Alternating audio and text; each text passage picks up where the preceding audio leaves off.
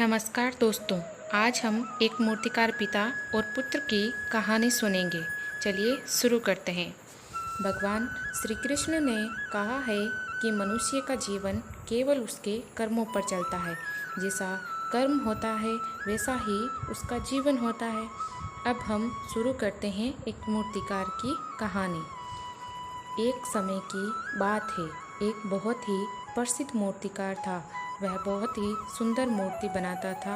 वो चाहता था कि उसका बेटा भी उससे बढ़िया मूर्तिकार बने, और यही हुआ जैसा कि उसने सोचा।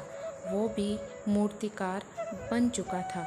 वक्त के साथ साथ वह अपने पिताजी से पूछता था कि उसने मूर्ति कैसी बनाई, और उसके पिता हर बार इसकी मूर्तियों में कोई ना कोई खामी निकाल देते थे।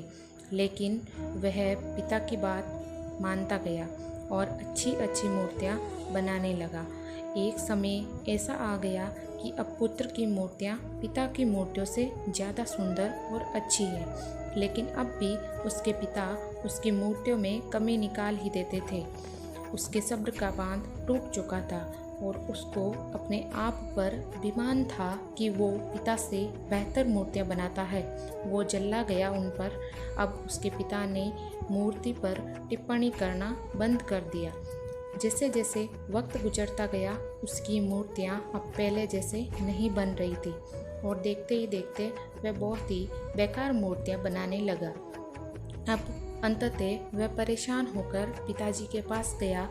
पिताजी समझ गए थे कि ये वक्त ज़रूर आएगा, और वो बोला कि मैं अब पहले से अच्छी मूर्तियाँ क्यों नहीं बना पा रहा हूँ। उन्होंने उत्तर दिया कि तुम अपने काम से संतुष्ट होने लगे हो, इसलिए वो समझा नहीं। पिता ने कहा, जब तुम्हें लगता है कि तुम बहुत अच्छी मूर्ति बनाते हो और इससे अच्छी ही बना सकते, तो आगे बढ़ने की संभावना कम है। हमेशा वही इंसान सफलता को आगे ले जा पाता है जो यह सोचता है कि कैसे मैं और भी ज़्यादा अच्छा कर सकता हूँ। तो वो बोला कि आपको पता था कि ऐसा टाइम आएगा, तो फिर आपने मुझे ये बात पहले क्यों नहीं बताई। उन्होंने जवाब दिया, मेरे साथ भी ऐसा हुआ था। मैं भी नहीं समझा जब तुम्हारे दादाजी ने मुझे समझाने का प्रयास किया।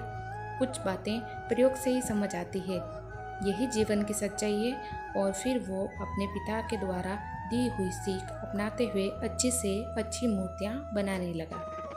इस प्रकार इस कहानी से हमें ये सीख मिली कि अनुमान मन की कल्पना है और अनुभव जिंदगी का सबक है। सच्ची खुशी तभी होती है जब आपकी सोच, कथन और कर्म में समानता हो। इसी के साथ आज की हमारी कहानी समाप्त हुई, और इसी तरह की और कहानियाँ सुनने के लिए हमारे चैनल को सब्सक्राइब जरूर करें।